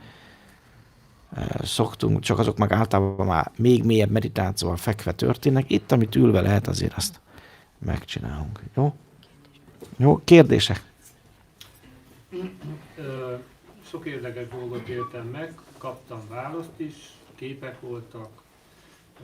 Úgy éreztem, hogy ez kell több idő, hosszabb idő. Mert az elején bejöttek olyan képek, amit azt gondoltam, hogy az a helyes, és aztán ahogy benne voltunk, ez változott. Hát 4 órát voltunk benne kb. Ez változott, és teljesen más Igen. felállás jött aztán. Érdekesebb, intenzívebb. Jobban Alakult. Az erő, Tetszett? Jó volt, azt még megemlíteném, hogy ugye a suprasenszel,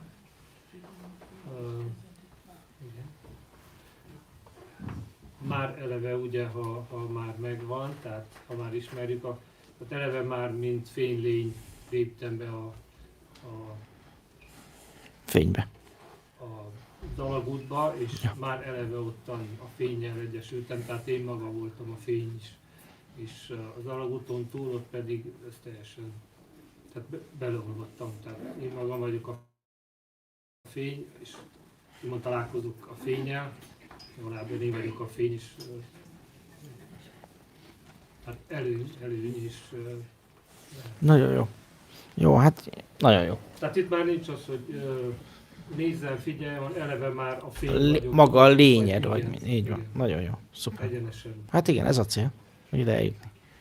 Megismétlem, akkor ezek a képek folytatódnak? Vagy még jobban kristályosodnak, részletesebbek lesznek, erősebbek. Hát figyelj, nem nagyon szoktuk váltogatni. Amíg be nem teljesíted, addig ugyanez jön. Csak lehet, hogy részletesebben, részletgazdagabban, még intenzívebb, még tisztább képekkel és érzetekkel. Hogy én nem tudtam elképzelni az alagútat világosan, nem így. Erről most mindig sötét lett az.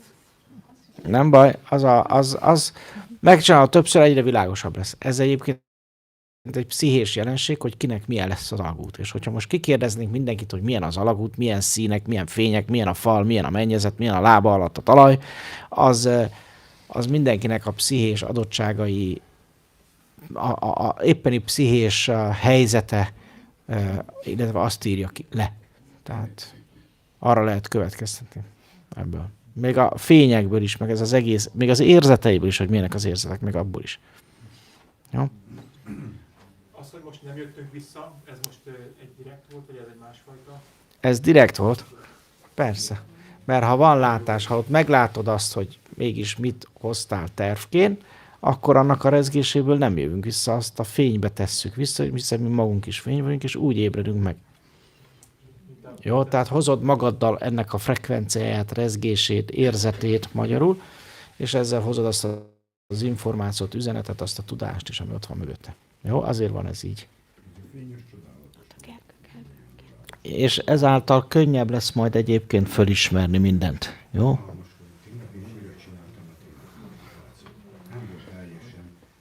Világos az asztaljelene. És újba kell csinálnom, azért, mert ott fejeződött be, hogy aki velem szembe ült, az egyszerűen csak így rám jött, és egy ilyen föl, hogy hívják? Megért az egód. Igen. Igen.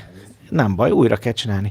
Jó, hát ezek fejlődnek. Nagyon sok minden múlik. Az elméd állapotán, éppen az élethelyzeteden, a mentális nyitottságokon, az érzelmi helyzeteden. Tehát ez mindezek a pillanatnyi dolgok is befolyásolják, hogy egy-egy ilyen meditáció hogy sikerül. Ez tipikusan olyan fajta meditáció, amit többször is meg lehet élni, és rá fogsz jönni, hogy az üzenet az mindig átjön, meg ott lesz. Csak lehet, hogy most csak fényként vagy hangulatként élted meg, aztán egyre tisztábban majd úgymond kikristályosodik, és átjön az információ. Jó? Merjétek! Egy olyan kérdésem van, hogy amikor így lecsendesedünk, akkor mostanában van egy bizonyos frekvencia, amit mindig érzékelek, hogy nagyon magas, és hogy ez mire utalhat?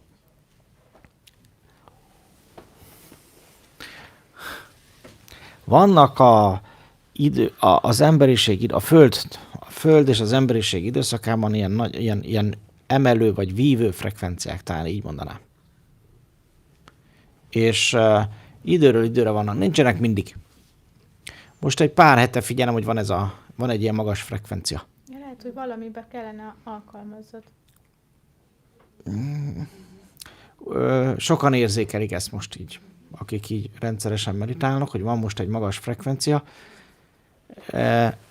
Ez így nekem meggyőzésem, hogy ez egy ilyen emelő vagy vívő frekvencia, maradjunk ebben. És akinek ez kellemes, aki erre rá tud hangolódni, vagy egyáltalán már érzékeli, mert nem mindenki érzékeli, aki érzékeli, annak ez segít emelkedni. Jó, tehát merd elfogadni. Én csak ahhoz szoktam mindig társítani, hogy akkor tudom, hogy csendben vagyok. Igen, vannak ilyen.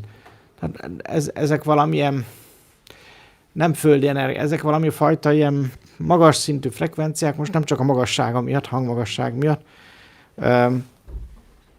Mindig vannak ilyen, tehát a szellemvilágban olyan változások és folyamatok, ami nem is feltétlenül az elmére tartozik, és ezeknek is, és mindennek, mert mindennek, ami létezik, minden folyamatnak van színe, íze, illata, állaga, hőmérséklete, szaga, zenéje, és az emberek többsége ezt a zenéjét érzi. És néha például a fehér fény is az ugyanígy egy frekvencia, ugyanez a vívő frekvencia, és néha azt lehet érezni, hogy a fehér fény ilyen, vagy éppen olyan hangú. Nem tudom, hogy érted ezt. És mostanában, mondom, az elmúlt hetekben ez a magas hang jön be, sőt, ilyen magas hangok utáni vágy jön be sokakba. Tehát beszélgettem másokkal is, és mondták, hogy újabban azt szerető, hogy fölrakja még a zenét is, amit hallgat, meg a meditációkat is magasabb frekvenciákra, tehát magasabb hangszínre. Jó, tehát vannak ilyen időszakok, vannak ilyen változások, most is valamilyen ugrás, emelkedés megy végbe a tudatosságba, és ezeket a frekvenciákat ezért érzékeljük jobban, illetve a csendnek ezért lesz ilyen frekvenciája. Jó? Kellemes volt, nem? Mert most is hallom. Igen. Ezt nem hallom, hanem Érzékelem. Így van. Egyébként nem tudom, tudjátok, a belső csend és a tudat frekvenciája 40-50 ezer hertz magasságában van. És van egy ilyen nagyon érdekes dolog, például mondjuk én szeretem a zenét, ilyen egyébként unplugged, meg ilyen hát sok klasszikus, meg ilyen finom zenéket hallgatunk. Már ha hallgatunk, egyébként nagyon keveset, de amikor hallgatunk, akkor nekem például nagyon érdekes élmény, hogy olyan hangfalakat is szeretek, van egy ilyen 9.1-es komoly házimozink, ami ilyen 50 ezer hertzig van főskálázva. Holott az emberi fül 20 ezer hertzig hall. De akármilyen furcsa, azért csinálnak ilyen audiofil, meg ilyen rendszereket, mert ezek a rendszerek olyan hangmagasságokat is kiadnak, ami a fülednek már nem hallható, de mégis ott van a térben. Hozzá tartozik a zenéhez. Nem tudom, hogy érted. És ahogy mondom, a szellem az ez a 40-50 ezer hertz közötti frekvenciában, ha minél tudatosabb vagy a szellemedre, annál jobban esik, még ha a füled nem is hallja, a magas frekvencia is. Ez egy nagyon érdekes dolog. Jó? Mint hogy a testednek sokszor az infrahang tetszik. Az infrahangot nem halljuk, mert az annyira mély. Tehát vannak ilyen határok. Például a torokéneklésben nagyon sok az infrahang. És amikor egy olyan zenét hallgatsz meg, ami így a torokénekléssel szól, ilyen jó mély tónusba, ott megjelennek például az infrahangok, és hogyha olyan a hangrendszered, akkor a 20 Hz alatti, tehát ilyen 10 Hz körüli hangok is még érzékelhetőek. Tehát nem az, hogy hallani fogod, csak érzékeled. Te mondjuk zenész is vagy, tehát érted is talán, hogy miről beszélek. Ezek ilyen érdekes dolgok, jó? És vannak olyan időszakok, mondom azért így az életem során is, de akár a történelem során is vannak ilyen lejegyzetelések, jegyzetek, hogy bizonyos időszakban más és más a csend hangja, úgymond. Majd ha éled ezt a csendet, vagy otthon gyakorolsz, érdemes, amikor így föloldódsz, még a légzést is elengedni, már arra se figyelni, hanem ha ráérzél a csendre, akkor elkezdeni a csend hangját hallgatni. Próbáld ki. És a csendnek is van egy hangja. Mindig van. Pedig te azt mondod, hogy a csendben nincs hang, de van. Van valamilyen, mondjuk így rezgése. És ezek általában olyan hangok, amit egyébként nem hallanál. De mégis érzékelsz. Az történik ilyenkor, hogy nem a csendnek nem a zenéjét, vagy a hangját, hanem nem hallgatod úgymond, hanem érzékeled azt.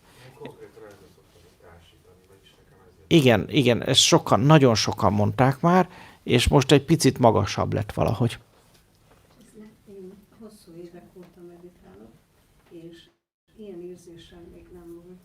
Most is olyan, mintha a jobb oldalon egy ilyen talán diagramhoz tudnám hasonlítani, hogy ilyen nagyon magas, és még jelen pillanatban is ezt élem. És én végig ilyen nagyon fényes, világos alapokban voltam, és mondjuk egy katakombába, egy többszintes katakombába lettem volna, és ilyen hihetetlen arcokat láttam, viszont én levegtem végig, és éreztem, és most is bennem van még ez a cél, vagy nem tudom mi, de én olyan, mintha az egész fejem, nem sárga lenne, nagyon érdekes érzés, és érzem most is. És nagy melegség van benne most is. Igen, dolgozik még mindig az erő. Jó, fog is még egy darabig. Ez a csendhang lehet ilyen nagyon finom sípolás? Hasonló, igen, egy picit igen. Ciripelő hang? Hol ilyen, hol olyan, ki hogy érzékeli. És azt szeretném megkérdezni, az előző meditációban, amikor kérdéseket tettem fel az illetőnek, a feje nem látszott. Kérdéseket megkaptam, de ismerem. Azért, mert nem az elmédnek szól. Nagyon sokszor, hogy nem látunk arcot ilyenkor. Mert nem tehát az üzenet ki akarja kerülni az elmédet. Ha már ott egy arc, akkor már jön az agy, hogy na akkor ez kicsoda, micsoda, merre, meddig. És akkor kijössz a meditációba, mindjárt elkezdesz agyalni, és akkor már Van egy kicsoda, csak hogy nem. a rezgése a lényeg. Mindig amit érzel egy meditációban, az érzékelésed, az mindig a rezgéseket érzékeled. A szeretetet, bármi. És mindennek van érzete. Igaz, hogy volt érzete? Ezt az érzetet kell megjegyezni, mert minden, ami létezik, mondom, az frekvencia, és mind az 5 érzékszerveddel érzékelsz. Na most eleve, amikor a harmadik szemes megnyitás után, mert egyébként úgy kezdtük, nem tudom, emlékeztek-e, megpiszkáltuk a harmadik szemet, amikor az érzékeket összekötöttük. Az egy nagyon fontos része, hogy sikeres legyen a meditáció. Egy nagyon egyszerű, de nagyon hatékony eszköz. És utána, amikor belépsz ezzel a csenddel és nyitott harmadik szemmel a csendedbe, és ott elképzelsz valamit, vagy belemegyünk egy folyamatba, akkor az éreztétek ti is, hogy egész más minőség, mint egy sima meditációba, igaz? Ezért. És ezért van az, hogy most nyitva van a korona csakrátok, és ezért érzékeltek ilyen magas frekvenciákat is. És még egy jó darabig, akár több órán keresztül is előfordul ilyenkor. Nem kell ezen agyalni, és nem kell vele foglalkozni. Az agyad ennek nagy részét úgyse fogja föl, nem is neki szól. És amikor oda kerül a helyzet, meg az élethelyzetet, hogy valamivel kell valamit kezdeni, ilyen így leérkezett tudása, akkor meg be fog úgy is ugrani. Jó, ez benne a csoda. Van-e még bármi kérdés? Életeken át az egóból viszünk át valamit, vagy Persze. minden dharmához egyedi. Minden dharmához, valami dharmához egyedi az ego, mert mindig az, ami most életcél, ami életfeladat, ami szórakozás, ami élvezet lesz, arra készíti elő, arra teremti meg specifikusan a szellem az egót az inkarnáció során. Azonban az előző életekből hoz át olyan lélektöredékeket, asztrális terület, frekvencia tartományban olyan töredékeket, amelyek még nem sikerült megélni tudatosan, nem sikerült mondjuk azt tudatosítani, és ezekkel a töredékekkel hozzát olyan frekvenciákat, amik majd hajlamosítanak, hogy ebbe az életbe túl a dharmán beépítsek egy-egy kalandot, egy-egy tapasztalást, egy-egy olyan már korábban is megélt, de még nem tudatosan átélt és formált, nem teremtő módon megélt eseményt, amit most viszont majd úgy fogok ebben az életben földolgozni, hogy már tudatosan. Ezért találkozhatunk régi szerelmekkel, kapcsolódásokkal, elrontott különféle játékokkal, amiket most tudatosan helyreállítva megyünk majd tovább.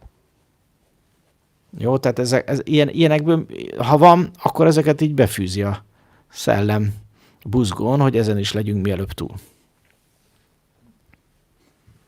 Így választ kaptál? Amúgy a szellem meg ettől függetlenül hozza életről életre mindazon tudást és képességeket, amelyeket tudatosan éltél meg, amelyeket erényekben éltél meg, illetve ami készségszintű tudás volt. Tehát ami előző életeidben készség szintjén tudtál, az most is itt van veled. Ha mondjuk tudtál lovagolni, most is le kell csak hozni, és már pillanatok alatt elmész, és azt mondják, hogy nem mondd már, hogy most tanultál lovagolni, hát olyan jól csinálod. Érted? Illetve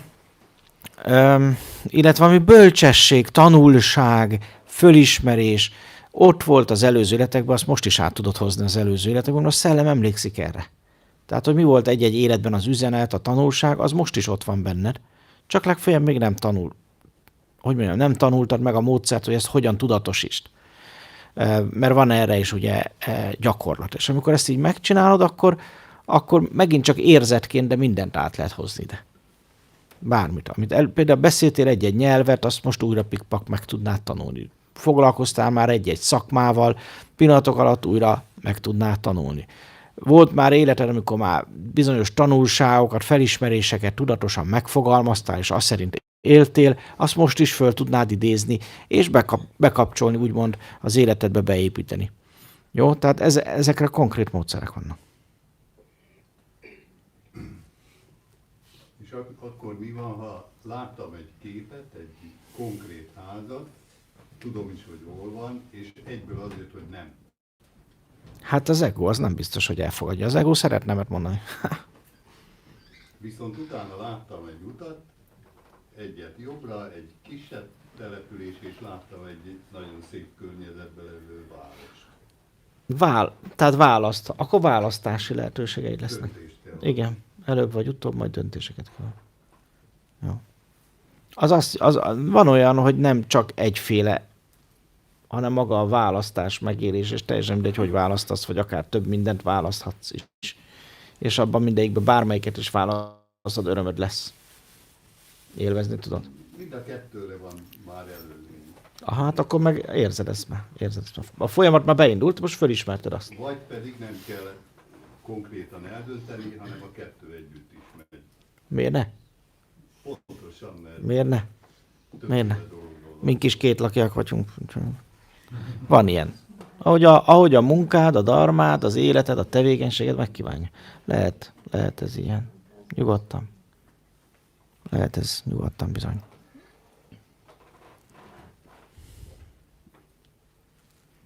Még kérdés? Nincs? Akkor meg köszönjük szépen. Köszönjük Miklósnak, hogy itt lehettünk, nektek pedig, hogy itt voltatok.